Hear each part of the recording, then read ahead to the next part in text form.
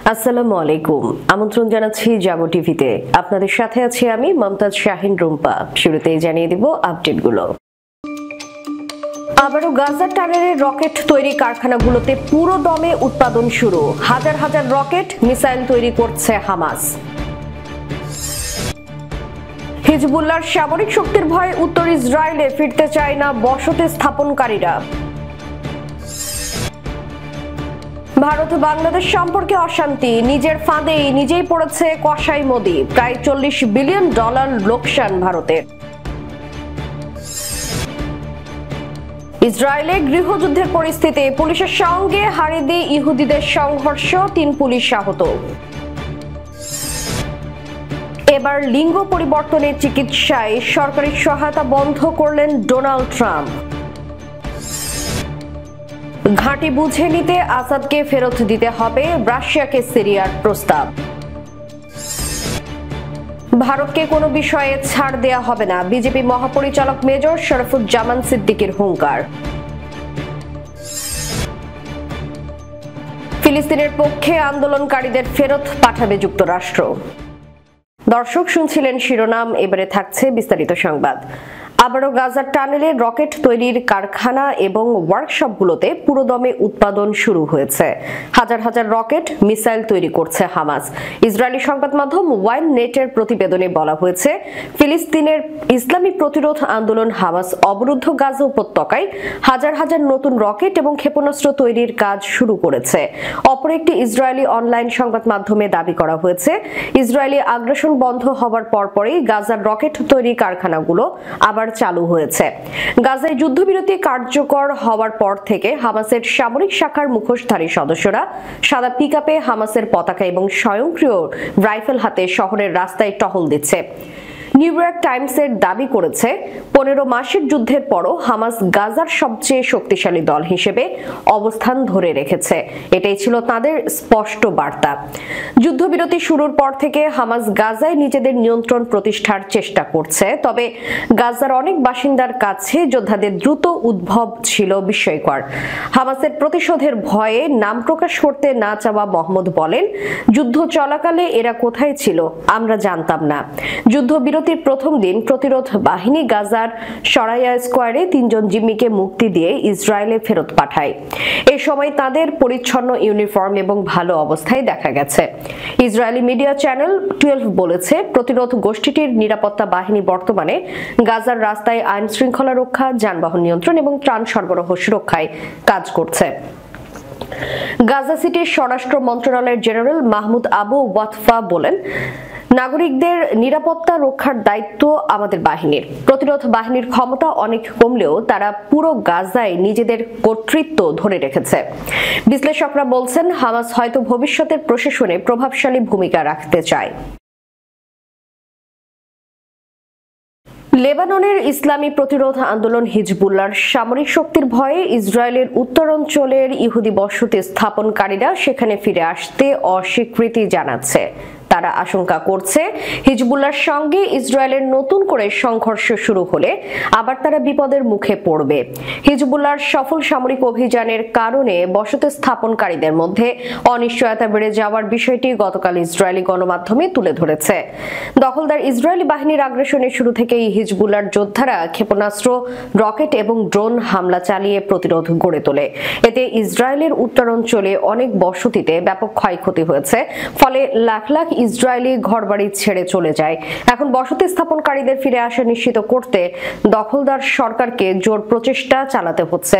তবে চলে যাওয়া ইসরায়েলিরা বলছে, হিজবুল্লাহর ক্রমবর্ধমান শক্তি দেখে তারা ভীত। আভিভিম বসতি থেকে উদ্বাস্তু হওয়া এক বসতি স্থাপনকারী বলেন, আমি খুব চিন্তিত। আমি 32 বছরের বাড়ি ছেড়ে এসেছি এবং ফিরে আসার কোনো পথ দেখতে পাচ্ছি না। ভারত বাংলাদেশ সম্পর্কে অশান্তি, নিজের ফাঁদেই নিজেই পড়েছে কসাই মোদি। প্রায় $40 বিলিয়ন লোকসান ভারতের। অর্থনীতিতে গভীর সংকট চলছে, যার ফলে ভারতের রুপির রেকর্ড দর পতন হয়েছে, যা দেশটির সামগ্রিক অর্থনীতিতে ব্যাপক প্রভাব ফেলছে। বিশেষজ্ঞরা মনে করছেন, ভারতের এই অর্থনৈতিক বিপর্যয়ের অন্যতম কারণ প্রতিবেশী বাংলাদেশের সাথে সম্পর্কের অবনতি। বিশেষ করে গত জুলাই মাসে বাংলাদেশের রাজনৈতিক পরিস্থিতির কারণে ভারত বাংলাদেশ সম্পর্কের মধ্যে অশান্তি দেখা দেয়, যা যার ফলস্বরূপ ভারতের অর্থনীতি একটি বড় ধরনের ধাক্কা খেয়েছে। ভারত বাংলাদেশ সম্পর্কের এই অবনতির পেছনে বাংলাদেশের প্রধানমন্ত্রী শেখ হাসিনার ভারতে পালিয়ে যাওয়ার ঘটনা গুরুত্বপূর্ণ ভূমিকা পালন করছে। বিশেষ করে বাংলাদেশের অভ্যন্তরীণ ছাত্র আন্দোলন এবং রাজনৈতিক অস্থিরতার প্রেক্ষাপটে দুই দেশের মধ্যে সম্পর্কের উত্তেজনা বাড়ে। এর ফলে ভারতের পর্যটন শিল্পে প্রায় $40 বিলিয়ন ক্ষতি হয়েছে, কারণ বাংলাদেশ থেকে পর্যটকদের প্রবাহ বন্ধ হয়ে যায়। বিশেষজ্ঞরা প্রশ্ন তুলছেন, জুলাই মাসের বিপ্লবের পর বাংলাদেশের উপর ভারতের নেওয়া সিদ্ধান্তের ফলস্বরূপ বর্তমান পরিস্থিতি সৃষ্টি হয়েছে। ইসরায়েলের দখলকৃত বাইতুল মুকাদ্দাস বা জেরুজালেমে ইসরায়েলি পুলিশ বাহিনীর সাথে সংঘর্ষে জড়িয়েছে সেনা প্রশিক্ষণ বিরোধী হারেদি ইহুদিরা। তারা পুলিশকে লক্ষ্য করে পাথর নিক্ষেপের পাশাপাশি মরিচের গুঁড়া স্প্রে করেছে। এক প্রতিবেদনে এই তথ্য জানিয়েছে ইসরায়েলি টিভি চ্যানেল 12। প্রতিবেদনে বলা হয়, হারেদি ইহুদিদের বাধ্যতামূলক সামরিক প্রশিক্ষণের বিরুদ্ধে বিক্ষোভকারীরা জেরুজালেমে ইসরায়েলি সেনাবাহিনীতে অর্থোডক্স ইহুদি ইউনিট গঠনের 25তম বার্ষিকী উপলক্ষে আয়োজিত একটি সভা বানচালের চেষ্টা করেছে। বিক্ষোভকারীরা ইসরায়েলি পুলিশকে লক্ষ্য করে পাথর নিক্ষেপ করে এবং মরিচের গুঁড়া স্প্রে করে। এই সময় পুলিশ বিক্ষোভকারীদের ছত্রভঙ্গ করতে জল কামান ব্যবহার করে। আয়োজিত সভায় শত শত হারেদি সৈন্য সহ হাজার হাজার উগ্র ইহুদির অংশগ্রহণের কথা ছিল এবং ইসরায়েলি সেনাবাহিনীর অর্থোডক্স নেতৃত্ব এই সভার অন্যতম আর্থিক পৃষ্ঠপোষক। ইসরায়েলি পুলিশের প্রচেষ্টা সত্ত্বেও সভাস্থলের আশেপাশে বহু বিক্ষোভকারী অবস্থান নিয়েছে এবং এটি ব্যাহত করার চেষ্টা করছে। ইসরায়েলি পুলিশ ঘোষণা করেছে, সংঘর্ষে তাদের অন্তত 3 জন সদস্য আহত হয়েছে এবং তাদের হাসপাতালে ভর্তি করা হয়েছে। প্রেসিডেন্ট হিসেবে দায়িত্ব নিয়ে লিঙ্গ পরিচয় নিয়ে নতুন নির্দেশনা দেন ডোনাল্ড ট্রাম্প। জানান, নারী ও পুরুষ ছাড়া আর কোনো লিঙ্গ স্বীকৃতি পাবে না। এবার লিঙ্গ বিষয়ে আরও একটি পদক্ষেপ নিলেন তিনি। হোয়াইট হাউসের মতে, প্রেসিডেন্ট ট্রাম্প মঙ্গলবার একটি নির্বাহী আদেশে স্বাক্ষর করেছেন।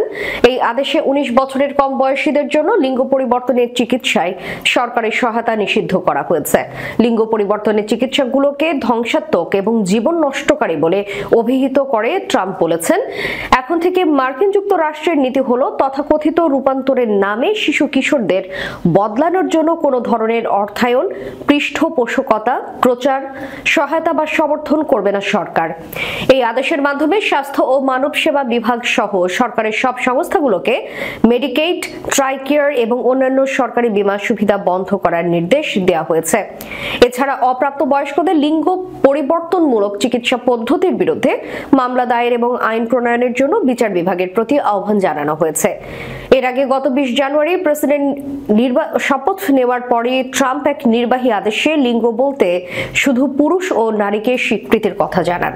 ট্রান্সজেন্ডার প্রসঙ্গে তিনি বলেন, এখন থেকে যুক্তরাষ্ট্রের সরকারের আনুষ্ঠানিক নীতি হবে যে এখানে শুধুমাত্র 2 লিঙ্গের মানুষ আছেন, নারী এবং পুরুষ।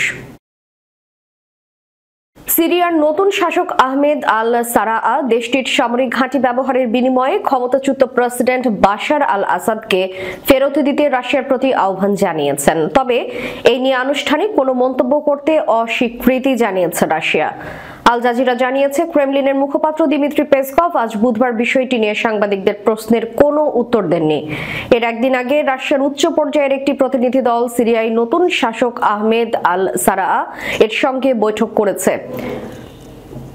রাশিয়ার দীর্ঘদিনের মিত্র বাশার আল আসাদ গৃহযুদ্ধের সময় রাশিয়ার সহায়তায় তিনি সিরিয়ার ক্ষমতায় ছিলেন, কিন্তু বিদ্রোহীদের আকস্মিক এক অভিযানে গত ডিসেম্বরে তিনি ক্ষমতাচ্যুত হন এবং মস্কোতে পালিয়ে যান। বিভিন্ন সংবাদ সূত্রের বরাত দিয়ে সিএনএন আরো জানিয়েছে, সারাআ দাবি করেছেন আসাদকে ফেরত পাঠানোর পাশাপাশি সিরিয়ায় পুনর্গঠন এবং পুনরুদ্ধারে সহযোগিতা করার জন্য রাশিয়াকে ক্ষতিপূরণও দিতে হবে। সিরিয়ার রাষ্ট্রীয় সংবাদ সংস্থা সানার তথ্য মতে, দেশটির নতুন প্রশাসন রাশিয়ার প্রতি আহ্বান জানিয়েছে, দুই দেশের সম্পর্ক স্বাভাবিক করতে হলে রাশিয়াকে অতীতের ভুল স্বীকার করতে হবে, পাশাপাশি সিরিয়ার জনগণের ইচ্ছাকে সম্মান জানাতে হবে এবং তাদের স্বার্থ রক্ষা করতে হবে।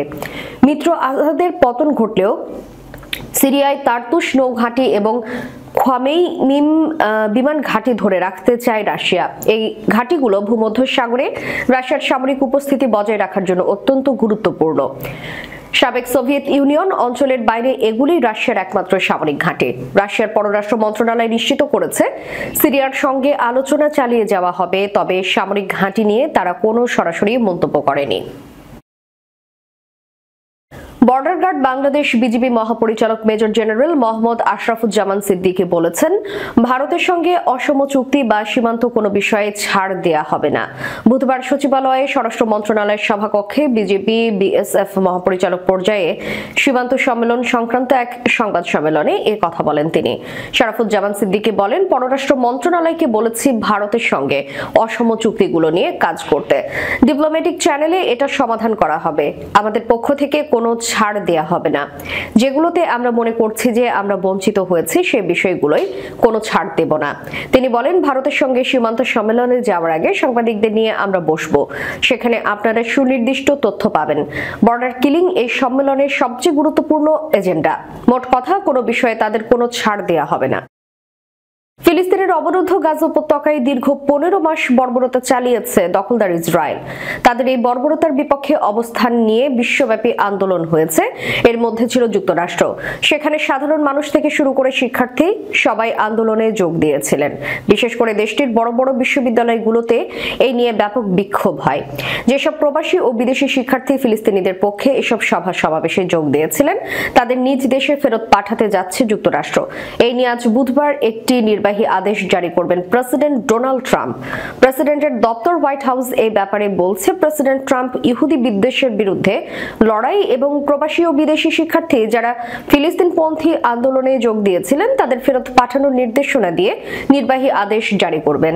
এই আদেশের একটি খসড়ায় দেখা গেছে, ট্রাম্প বিচার বিভাগকে নির্দেশ দেবেন মার্কিন ইহুদিদের বিরুদ্ধে সন্ত্রাসীমূলক হুমকি, অগ্নিসংযোগ, ভাঙচুর এবং সহিংসতাকারীদের জন্য কঠোর শাস্তি দেওয়া হয়।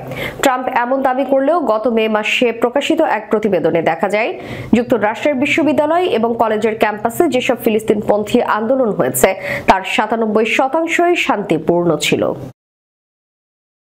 দর্শক, শেষ করার পূর্বে সংবাদ শিরোনামগুলো জানিয়ে দিব আরো একবার। আবারও গাজা টানেলের রকেট তৈরি কারখানাগুলোতে পুরো দমে উৎপাদন শুরু। হাজার হাজার রকেট মিসাইল তৈরি করছে হামাস।